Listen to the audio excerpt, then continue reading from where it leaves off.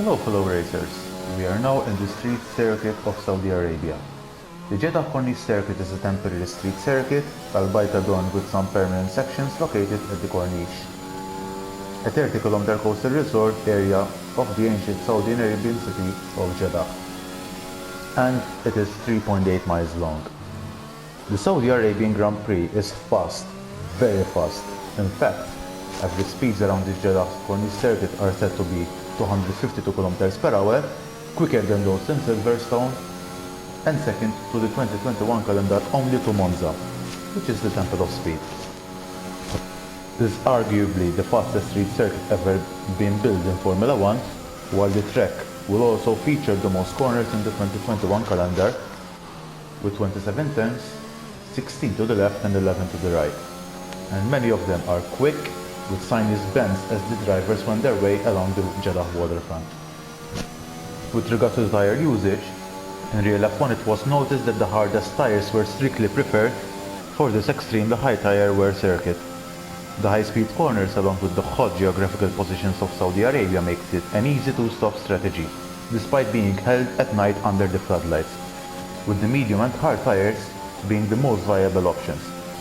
However, for the 2021 F1 game, it seems to be a different story, where a one-stop strategy varying between soft to medium tire usage is preferred, assuming no safety car being used during the whole race, something that is very common as shown by experience from the 2021 calendar.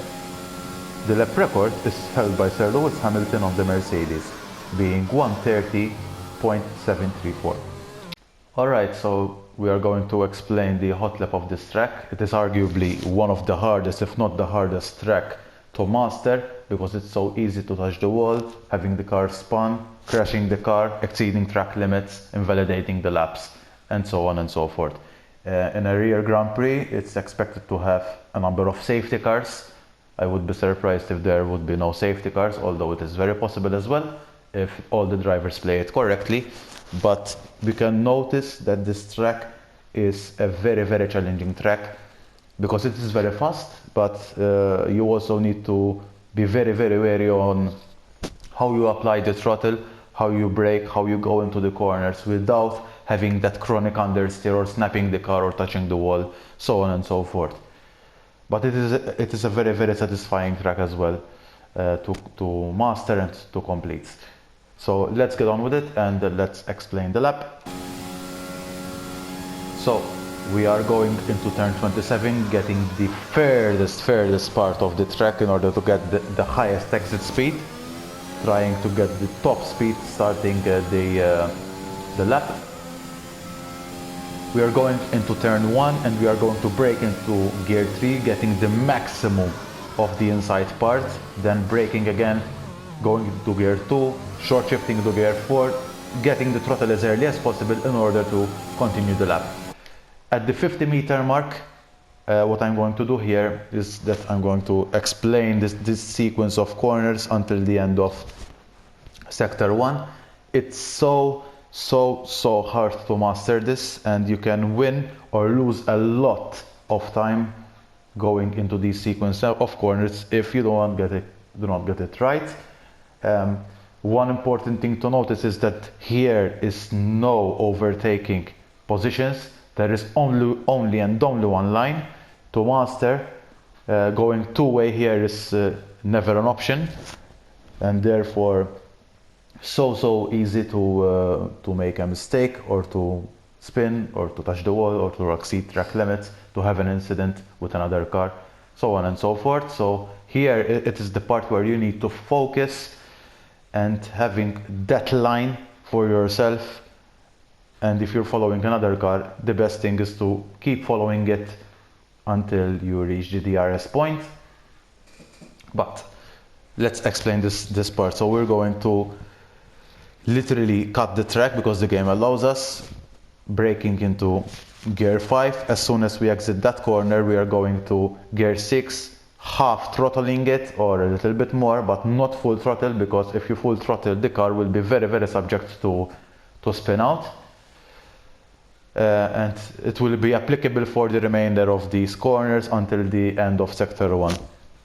So we're going into gear 6, going also into gear 7, and then we are going to brake into gear 6. So let's put this into action. So we have broke into gear 5, going into gear 6, not full throttle, going back into gear 7 until this corner, and here I'm going to brake and go back into gear 6 as I said earlier, and I'm going to keep as much as close to the wall as possible in order to get the best angle for the car for the following corner, for which after I exceed that I would shift into gear 7, and that would be the point where I can go on full throttle. So gear 6, gear 7, full throttle, turning on the DRS, and that would be sector 1.